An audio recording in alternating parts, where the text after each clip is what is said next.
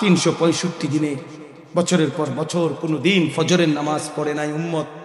30 বছর সুদের লেনদেন, 40 বছর ধোকার উপার্জন, প্রতিদিন ঘরে রঙিন টেলিভিশন, নাচ গান, নর্তকীর ছবি, স্ত্রী বেপর্দা, মেয়ে বেপর্দা, ছেলে বেনামাজি, বিড়ি সিগারেট, গালি গালাস, মন্দ, দুর্নীতি, চুরি ডাকাতি, জিনা ব্যভিচার, মদ জুয়া, এভাবে গুনার গুনা গুনার গুনা গুনার গুনা। আল্লাহর কসম, কিতাবে লিখছে নবী সাল্লাল্লাহু আলাইহি সাল্লাম এমন আমল নামা দেখে কাঁদা দিবে, চোখের পানি ফেলবে।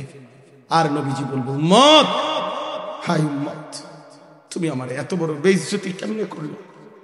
তুমি জানো উম্মত, আমি 23 বছর তোমার জন্য কাঁদছি, সারা রাত কাঁদছি, এশার নামাজের পরে দাঁড়াইছি, ফজরের আজান পর্যন্ত আমি এক দাঁড়ানোতে উম্মতের জন্য চোখের পানি ফেলে কাঁদছি। হযরত আয়েশা বলছে, হাত্তা তাওয়াররামাত কাদামাহু, দুইটা পাও ফুলে ফুলে গেছে, ফুলে ফুলে। আমি এভাবে কাঁদছি। আমি সেই নবী উম্মত যে তায়েফের রক্তে পাথরের আঘাতে আমার পিঠটা ছিদ্র হয়ে গেছে, রক্তের কারণে আমার পায়ের জুতা পায়ের সাথে জমাট বাইধা গেছে। আমি সেই নবী যে নবী তোমাদের জন্য আমি পেটে দুইটা ক্ষুধার কষ্টে দুইটা পাথর বাঁধছি।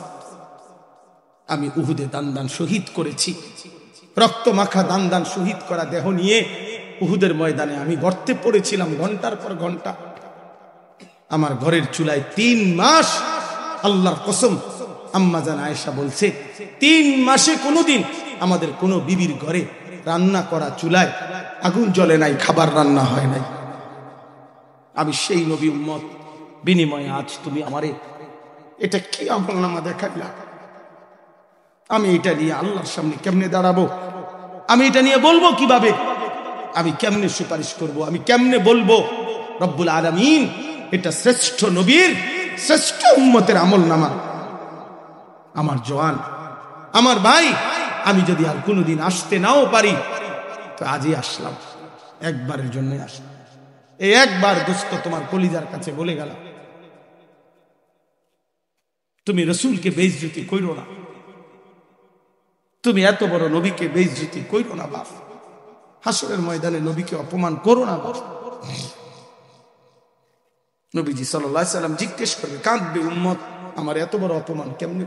কোন বাবা যদি 6 বছর ইউনিভার্সিটি রাইখা ছেলেটাকে পড়াইছে, বাবা তার 50 লক্ষ টাকা ব্যয় করছে, বাবা তার ভিটার জমি বেচ চালাইছে, একটা লুঙ্গি একটা গেঞ্জি দিয়া বাবা তার হায়াতটা পার করছে, মাথার ঘাম পায়ে ফেলে টাকা রোজগার করে সন্তানকে দিছে গত 6 বছর।